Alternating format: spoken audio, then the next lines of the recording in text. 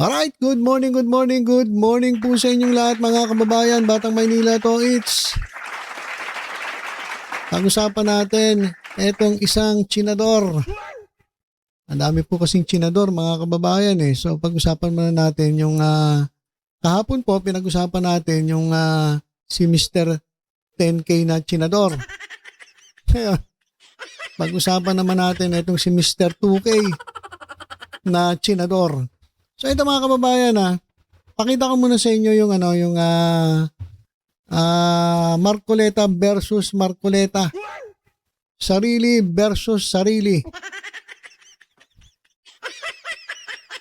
After ng ilang araw lang, biglang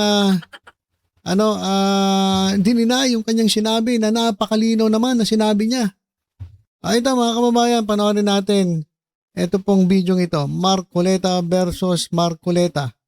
Kasi nga po yung KIG lies outside our EAC. At pag gumawa po sila ng mapa indicating the coordinates, appropriating the high seas, we will violate the UNCLOS itself.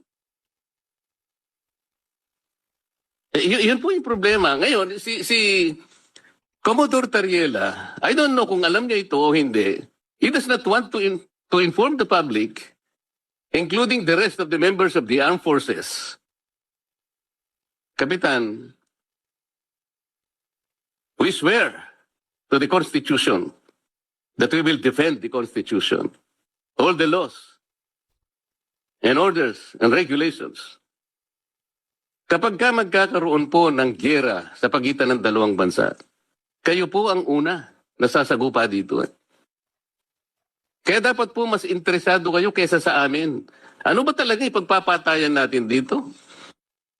We will offer our lives, including the lives of our children, and to die for it, for something that is not even within our EEZ. Ang gawin natin po para madali, i-give up natin yung KIG. Then, mako-coordinate na natin lahat. But until and unless nandun yung KIG, wala nga po nasa labas po ng ating exclusive economic zone. Paano po malalagay sa entire West Philippine Sea? Hindi ko po sinasabi na Okay. So alinaw sinabi niya, i-give up na natin ang KIG. Ito naman yung yung sumunod na sinabi niya. Hindi ko po sinasabi na i-give up natin. Hindi niya raw sinasabi na i-give up natin, ikakasabi nga lang niya. Sinabi niya i-give up, tapos ngayon sabi niya hindi naman daw niya sinasabi na i-give up. Niloloko tayo na ito ni Marcoleta only trying to reinforce the argument na hindi at imposible nating gawin. Sapagkat atin yung teritoryo, pero sa tubig, hindi po natin pwedeng itagos yung mga baselines dahil magkakasala tayo at lalabag po tayo sa UNCLOS mismo. Ang dami po ngayong mga gumagawa ng kung ano-anong salita. Sumama na nga po yung napakaraming tao na sinasabi ko raw, i-give up natin ang KIG. Mr. President, kahit kailan hindi ko sinabi yun. Teritoryo po yun, land features. Hindi daw niya sinabi mo nga. Linaw-linaw naman yung sinabi mo. Po yun, hindi sakop po ng arbitral tribunal. Ang sinasakop lang po ng tribunal, yung tubig po. Kaya lang magkaintindihan tayo. Hindi ko sinasabing hindi atin yon. Teritoryo na natin yon dahil occupied na po natin yon. Ngunit ang pinag-uusapan lang po, yung tubig nila, hindi natin pwedeng i-connect doon sa ating exclusive economic zone. Kasalanan po yun, mali po yun. Kaya yung nagsasabi po na, ayun po, dahil ina-advocate ko raw po na i-give up natin. Saan naman po kayo nakakita ng ganun, Mr. President? Ang dami pang AIs ngayon. Nabanggit na rin po kanina. Kinador po kami daw. Kami po ay mga traidor. Paano po bang magiging traidor ang isang tao? Nililinaw lang po ang basihan na sinasabi natin kung gusto nating magkaroon ng West Philippine Sea o di makiusap tayo. So ayun po mga kababayan, ang linaw Marcoleta versus Marcoleta. Isang araw lang sinabi niya give up, tapos ngayon hindi naman daw niya sinasabing i-give up. Sige. Sinabi mo yan Ngayon ito, pakinggan natin si Justice Carpio. Ito si Justice Carpio, ito po ay legal luminary. At napakagaling po na abogado. At ito, pakinggan natin yung sinasabi niya tungkol kay Marcoleta. There is no country in the world that is supporting China's position that it owns almost the entire South China Sea under the 10-dash line. Nobody supports. Maybe it's only Marcoleta. Ay, walang bansang sumusuporta doon sa claim ng China. Maliban daw kay Marcoleta. At But no state supports China. We have the states that have made this announcement support us. Yung 10-dash line, nobody is supporting it except China and Marcoleta. So China at Marcoleta lang ang sumusuporta doon sa claim ng China. Tapos sasabihin mo, hindi ka senador? Ano tawag sa'yo kung hindi ka senador? There is no country in the world. Okay, so yan mga kababayan, sinabi ni Justice Carpio. Kaya nga sabi ni Justice Carpio, ito si Marcoleta ay hindi po legal luminary. Siya po ay sabi pa nga isa sa pinakamababang uri ng abogado. Pero itong si Marcoleta, nagmamagaling mga kababayan. At matindi pa nito matindi pa nito. Eto, hinamon pa niya si Justice Carpio, si Tariela, at yung isang UP professor sa isang friendly debate. Masabi ni Marcoleta, pakisabi niyo kay Commodore J. Tariela kasi sabi ni Tariela, samahan siya dun sa sa Kalayaan na Island Group para makita niya. Pero sabi ni Marcoleta, bago tayo pumunta ron, pakisabi niyo kay Commodore J. Tariela, kasama si Justice Antonio Carpio at si Professor Batong Bakal, magkita-kita kami para sa friendly debate bago yung pagpunta sa Kalayaan Island, sabi ni Rodante Marcoleta. Grabe, talagang hinamon pa si Supreme Court Senior Associate Justice Antonio Carpio. Legal luminary yun. Sinabihan ka nga ni Carpio na ikaw ay isa sa pinakamahina nga o kumbaga mababang uri na abogado, hindi ka naman nag-react. Tapos hahamunin mo talaga si Justice Carpio pa. Aba, matindi. So ano ba ang sagot ni Justice Carpio? Umayag ba? Kumasa ba si Justice Carpio doon sa hamon ni Marcoleta? Ito mga kababayan. Challenge accepted. Tinanggap po ni Justice Carpio yung hamon ni Marcoleta. Marcolets.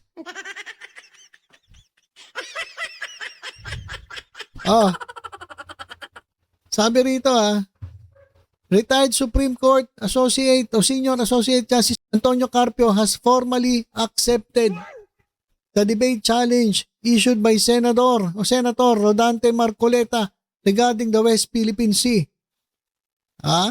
So setting the high stage for a high-profile public exchange on one of the country's most critical foreign policy and sovereignty issues. Biruin niyo mga kababayan Tignan niyo Ito yung nakakatawa Magdedebate ang isang Pilipino laban sa isang Pilipino tungkol doon sa claim ng China. Saka nakakita ng ganon. Okay sana kung yung debate is Pilipino laban sa isang incheck. Okay yun Pero mga kababayan, yung nanghamon ng debate ay Pilipino na ipinagtatanggol ang China at isang legal luminary na isang Pilipino. So yun yung nakakatawa. Diba? Nakakatawa kasi okay lang sana yung Pilipino versus China paglabanan nila yung claim ng China. Pero piray mo, kapwa mo Pilipino, magdedebate kayo at paglalabanan ninyo yung sinasabing claim ng China. Di parang tanga lang. Piray mo, Pilipino versus Pilipino. Tapos sasabihin nito ni Marcoleta, ayaw nilang tawagin silang Chinador. Alang hiya yan. Sabi ni Justice Carpio ang nagtatanggol lang doon sa claim ng China ay mismong China at si Marcoleta. So yan. kumasa si Justice Carpio, magkaroon kayo ng debate. Tingnan natin kung ano nga mangyayari dito. Sigurado, sabi nga dito, papakainin lang ng alikabok ni Carpio etong si Marcoleta. Sana mapanood natin ha. Sana mapanood natin etong pagpapakain ng alikabok dito kay Marcoleta. Ha? Kaya medyo damihan mo na yung glue ng baka biglang liparin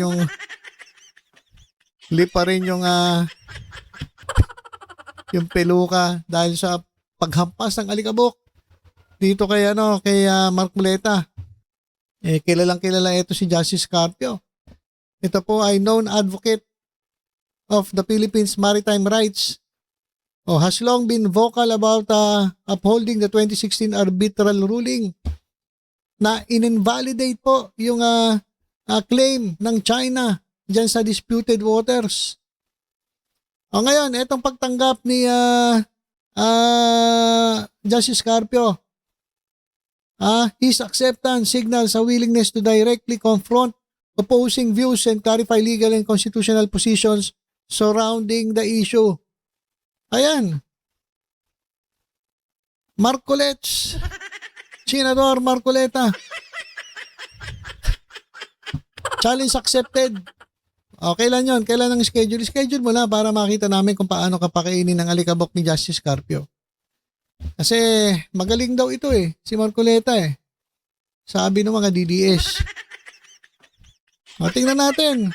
Mas maganda to kasi malamang merong pinagdadaanan si Marcoleta merong hinanakit siguro to kay Carpio.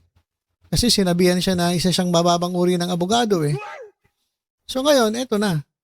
Tignan natin kung ano mangyayari. At sigurado ako, durog. Pakakainin lang ng alikabok ni Carpio. Etong idol ng mga DDS.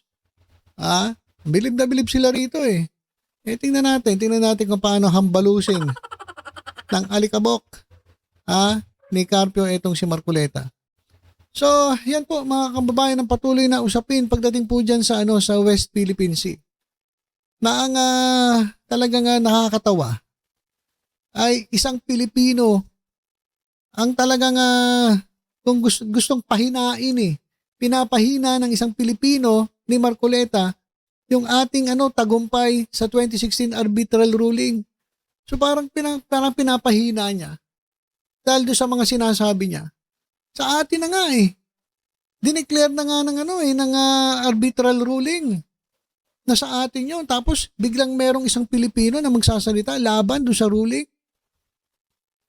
at naghahanap ng mapa. Kaya napapaisip tuloy tayo no? No magkano ang involved dito? Magkano kaya? Biruin mo. Walang iya. Pilipino versus Pilipino. Okay sana kung Chinese versus Pilipino, paglalabanan yung claim ng China, pero Pilipino? Laban sa Pilipino? Para lang tayong tanga, pinagtatawanan lang tayo ng China sigurado. Sigurado pinagtatawanan tayo ng China. Sabi ng China, nag-aaway-aaway yung mga Pilipino. Pinag-aawayan, yung isa pinagtatanggol tayo. Tuwan-tuwa, pinagtatawanan lang tayo sigurado ng mga inchik. Kasi nga, may mga Pilipino versus Pilipino. Dapat Chinese versus Pilipino. Pero Pilipino versus Pilipino. So pinagtatawanan, sigurado pinagtatawanan tayo. Sigurado pinagtatawanan tayo ni Xi Jinping. Nako. So ayan lang po mga kababayan. Talagang si Marcoleta lang daw at ang China ang nagtatanggol doon sa claim mismo ng China diyan sa West Philippine Sea. Kahit ibang bansa hindi, wala silang hindi sila sumasang-ayon sa sinasabi ng China. Si Marcoleta lang daw.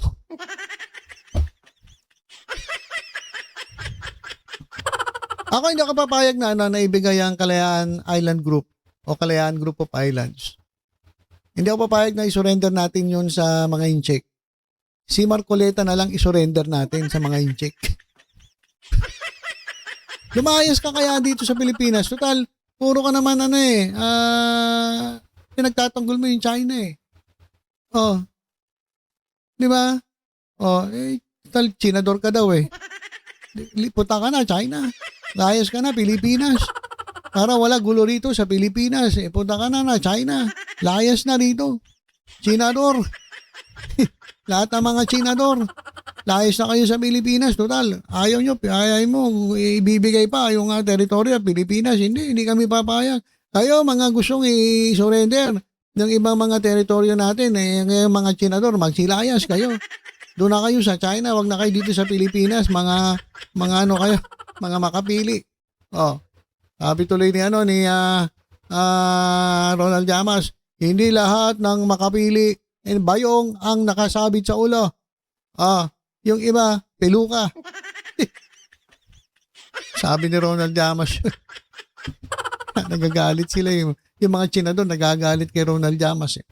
So ilan po mga kababayan, abangan natin ang debate tungkol dyan po sa West Philippine Sea.